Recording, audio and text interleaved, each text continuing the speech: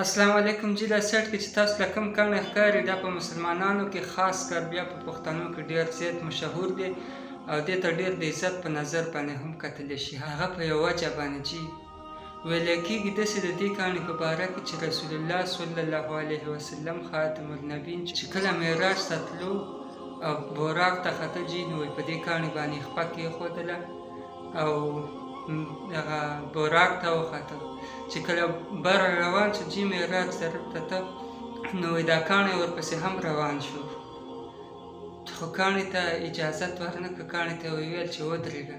نو دا خبرې چې هسې فضول دي. د دې کاڼي باره کې چې ما کوم معلومات وکړو نور په احادیثو قرآن مجید کې کمي هغه ما ته پته نشته. ای به که څوک په دې خبرو پوهېږي یا چاته معلومات یې هغوی ته به وایي، خو زه درته دا کاڼی ثابت کوم کوم چې مشهور دی.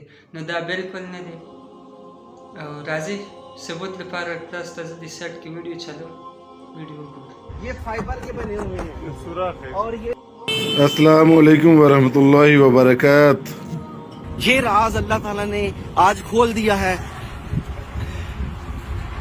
और ये देखें आगे जी, ये है भाईजान, ये वो राज है पाकिस्तान में जो लोग कहते हैं कि ये एक मौजज़ा है कि अल्लाह ताला के नबी जब मराज पे गए तो ये दो पत्थर साथ जा रहे थे, उन्होंने ये पत्थर बांध दिए। पाकिस्तानियों कुछ खुदा का खौफ करो। और भाईजान ये इधर हो, ये फाइबर के बने हुए हैं। पास आए जरा, पास आए। ये फाइबर के बने हुए हैं और ये देखें, ये इसके अंदर ये इसके अंदर एक सरिया है और इसके अंदर एक सरिया है।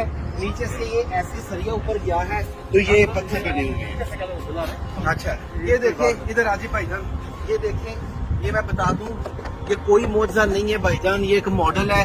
ये ऐसे ही है, देख रहे एक छोटी सी खुदा का खौफ है। कैलेंडरों के ऊपर झूठ ना बोल के लिखें।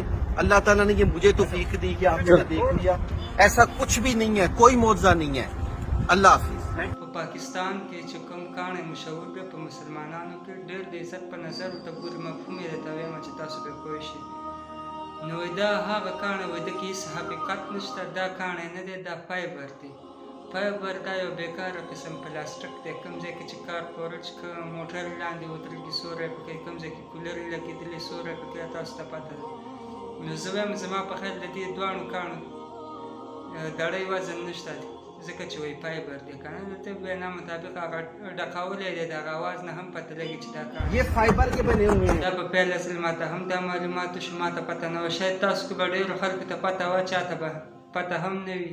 نو ما ویل چې تاسو هم د معلومات شیر کړم. که چېرې تاسو نه وي پیج لایک کړئ، چینل سبسکرایب کړئ، ویډیو د ثواب په نیت مخکې ملګرو سره شیر کړئ چې پته ورته ولګي. والسلام.